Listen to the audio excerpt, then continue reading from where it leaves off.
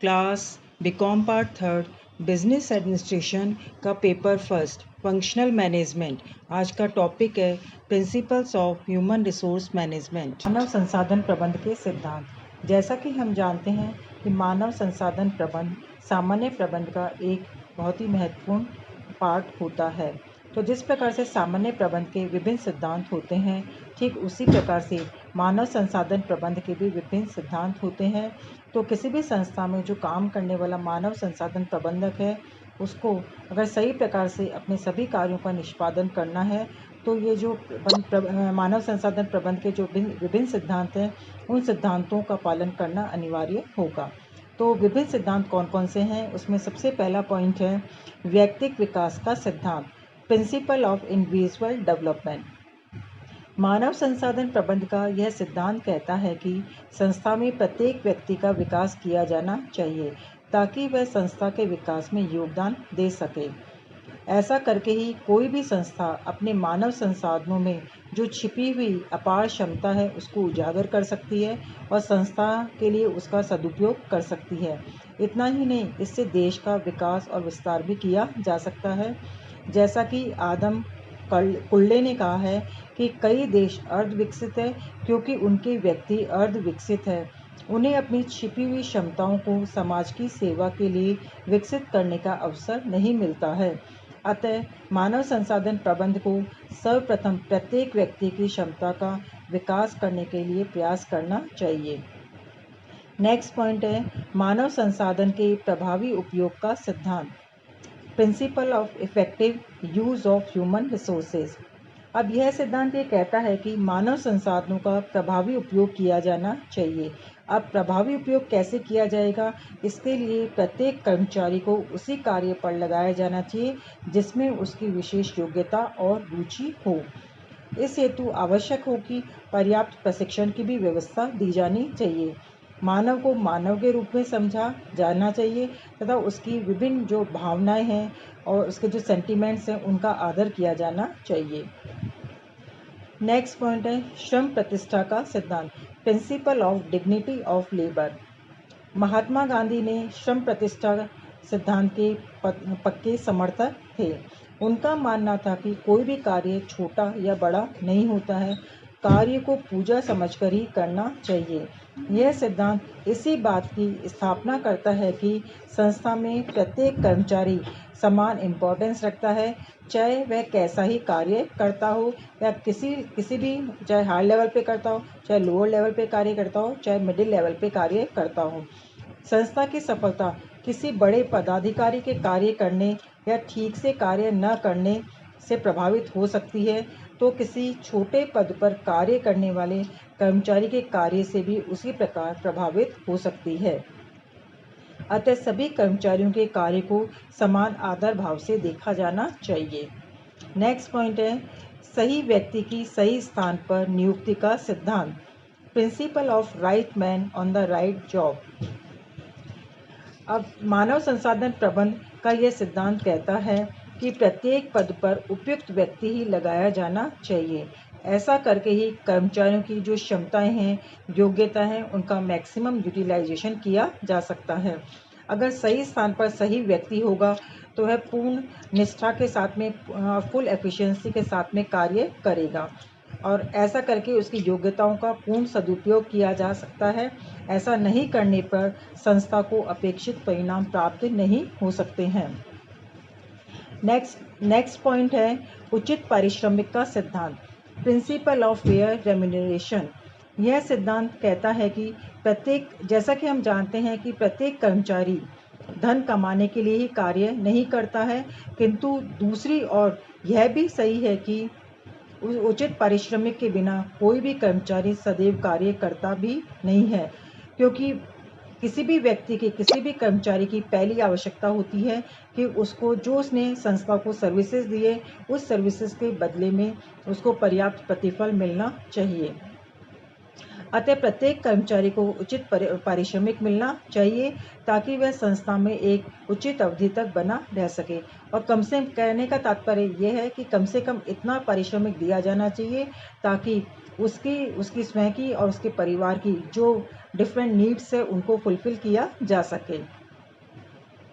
Next point है न्याय का सिद्धांत। यह सिद्धांत कहता है कि सभी कर्मचारियों के साथ में समानता और न्याय का व्यवहार करना चाहिए। संस्था के नियम और नीतियां सभी व्यक्तियों पर बिना भेदभाव के समान रूप से लागू किए जाने चाहिए। समान कार्य के लिए समान पारिश्रमिक दिया जाना चाहिए। इसी प्रकार से जैसे जैसे व्यक्तियों का सिलेक्शन करना है या एम्प्लॉयज़ का प्रमोशन है, ट्रांसफ़र है, सैलरी एंड वेजेस आदि सुविधाएं हैं, आदि सभी के मामलों में भी किसी भी प्रकार का भेदभाव नहीं करना चाहिए। रंग, जाति, लिंग आदि के आधार पर भी कर्मचारियों में किसी भी प्रकार का भेदभाव नहीं करना चाहिए। नेक्स्ट है सहभागिता का सिद्धांत। मानव संसाधन प्रबंध का यह सिद्धांत कहता है कि प्रबंध और कर्मचारियों की पारस्परिक सहभागिता होनी चाहिए।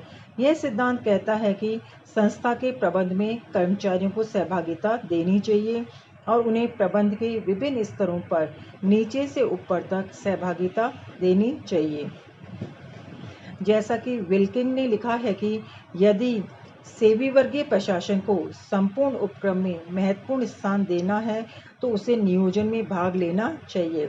सहभागिता के द्वारा ही कर्मचारियों में संस्था के प्रति अपनत्व की भावना का विकास किया जा सकता है। नेक्स्ट पॉइंट है संप्रेषण का सिद्धांत, प्रिंसिपल ऑफ कम्युनिकेशन। अब यह सिद्धांत ये कहता है कि सभी कर्मचारियों को संस्था की सभी क्रियाओं और नीतियों के संबंध में सभी सूचनाएं दी जानी चाहिए। इतना ही नहीं, प्रबंधकों को उनकी शिकायतें, परिवेदनाएं, समस्याएं, सुझाव आदि को जानने की भी समुचित व्यवस्था होनी चाहिए। कहने का तात्पर्य यह है कि किसी भी संस्था में जो संप्रेषण है, जो कम्युनिकेशन है, वो 2 वे होना चाहिए, यानी ऊपर से नीचे भी और नीचे से ऊपर भी होना चाहिए।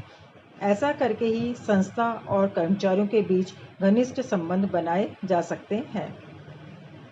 नेक्स्ट है समूह भावना का सिद्धांत, प्रिंसिपल ऑफ टीम स्पिरिट। यह सिद्धांत इस बात पर बल देता है कि कर्मचारियों में समूह भावना विकसित करके ही संस्था के जो विभिन्न उद्देश्य और लक्ष्य हैं उनको अधिकतम कुशलता से प्राप्त किया जा सकता है।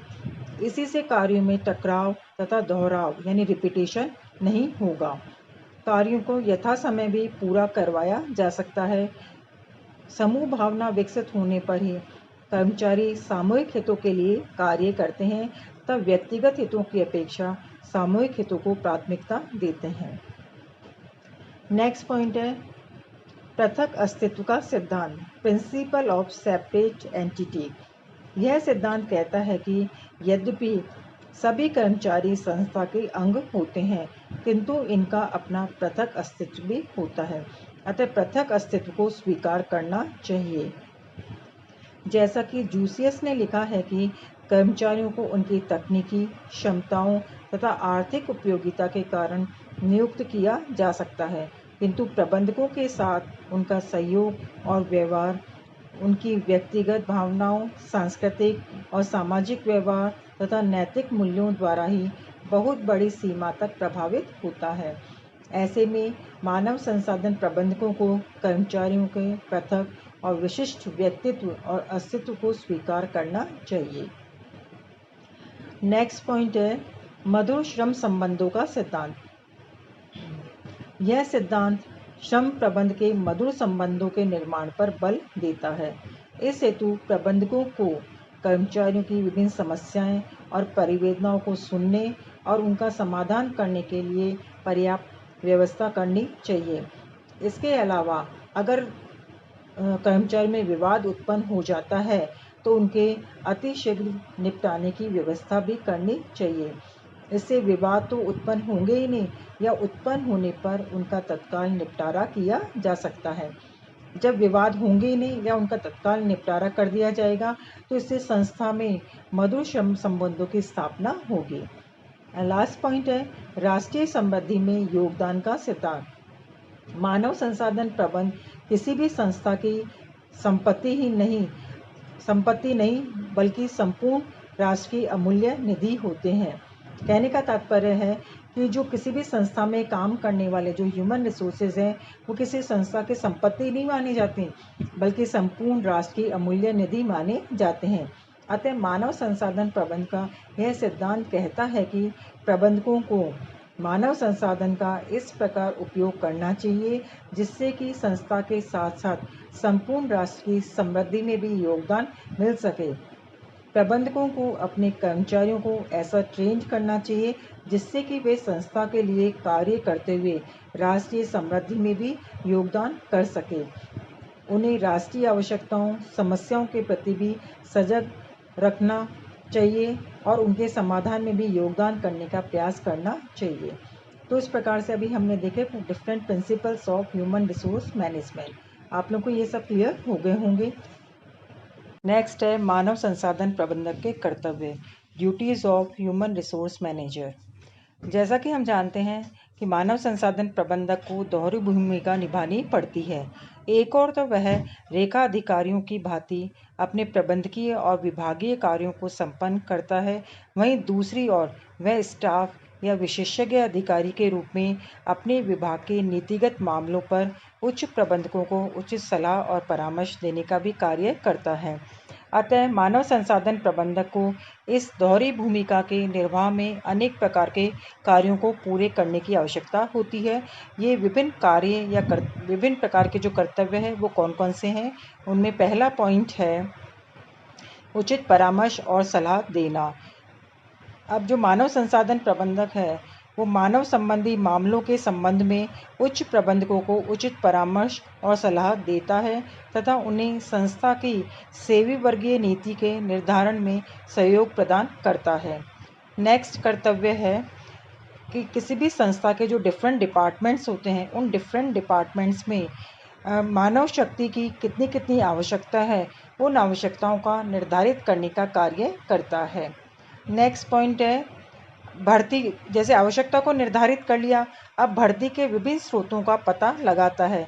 जैसा कि हम जानते हैं कि भर्ती के विभिन्न स्रोत होते हैं जिनमें मुख्य रूप से दो होते हैं, एक तो इंटरनल और दूसरा होता है एक्सटर्नल सोर्स। उन साधनों का पता लगाता है, उनका मूल्यांकन करता है और संस्था के लिए जो भी उपयुक्त स्रोत है उन स्रोतों का चयन करने का कार्य करता है। फिर नेक्स्ट पॉइंट है समुच्चयन की प्रक्रिया निर्धारित करना। जब रिक्रूटमेंट के डिफरेंट सोर्सेज का पता लगा लेता है तो उसके बाद में इसका कर्तव्य यह होता है कि कर्मचारियों के चयन की समुचित नीति का विकास करना और उसे सही समय पर लागू करना। नेक्स्ट पॉइंट है उचित व्यक्ति की उचित स्थान पर नियुक्ति करने के लिए समुचित चयन प्रक्रिया को निर्धारित करना। कहने का तात्पर्य यह है कि जो मानव संसाधन प्रबंधक है वो उचित व्यक्ति की उचित स्थान पर नियुक्ति करने से संबंधित समुचित चयन प्रक्रिया का निर्धारण का कार्य करता है ताकि संस्था में सही स्थान पर सही व्यक्ति को नियुक्त किया जा सके। नेक्स्ट पॉइंट है वेतन भुगतान की प्रेरणात्मक और व्यवहारिक विधियों का विकास करना तथा उन्हें लागू करना। क्योंकि वेतन भुगतान की जो विभिन्न पद्धतियां हैं वो विभिन्न पद्धतियां प्रेरणात्मक होनी चाहिए ताकि उस संस्था में काम करने वाले जो विभिन्न एम्प्लॉयज़ हैं वो अधिकाधिक मात्रा में काम करने के लिए मोटिवेट हो सके। तो इस प्रकार की विधियां बनाना और उनका विकास करने का कार्य करना। नेक्स्ट पॉइंट है कर्मचारियों के स्वास्थ्य और कल्याण की समुचित योजनाओं का निर्माण करना और उनका क्रियान्वयन करने का कार्य करना। इसी प्रकार से कर्मचारियों की सामाजिक सुरक्षा के लिए जैसे पेंशन है, भविष्य निधि है, ग्रेच्युटी है आदि की योजनाओं के बनाना और उन्हें लागू करवाना भी हो सकता है। इस तरह से नेक्स्ट पॉइंट है कर्मचारियों को प्रबंधन में सहभागिता प्रदान करना ताकि संस्था में अच्छे औद्योगिक संबंधों के निर्माण को बढ़ावा मिले। फिर नेक्स्ट है औद्योगिक विवादों के निपटारे के लिए इस प्रकार की प्रभावकारी व्यवस्था करनी चाहिए ताकि औद्योगिक विवादों को न्यायालय के बाहर ही सामूहिक सौदेबाजी से निपटाने पर बल देने का कार्य करना चाहिए। लास्ट पॉइंट है मानव संसाधन विकास और औद्योगिक संबंधों से संबंधित जो विभिन्न सभाएं हैं, गोष्ठियां हैं आदि में सक्रिय भागीदारी करनी चाहिए। तो इस प्रकार से जो मानव संसाधन प्रबंधक है उसके डिफरेंट कर्तव्य देखे, विभिन्न कर्तव्य देखे। तो आज का लेक्चर यहीं पे ख़त्म होता है। आप लोगों को ये क्लियर हो गया होगा।